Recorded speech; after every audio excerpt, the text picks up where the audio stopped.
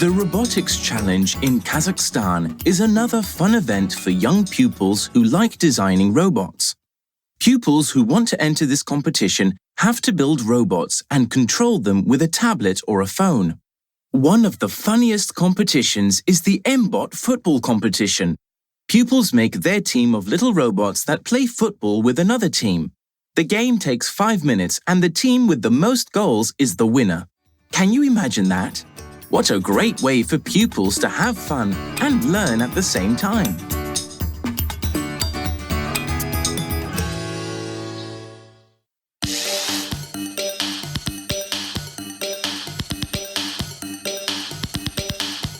Would you like to see robots that can dance, sing, or even play sports? Then you have to visit the Robotics Challenge in England.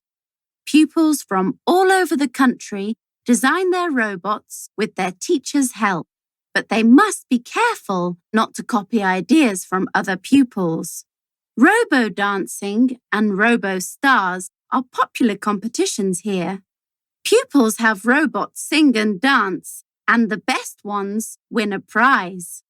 They can also design scary robots that look like dinosaurs. The scariest one wins a prize.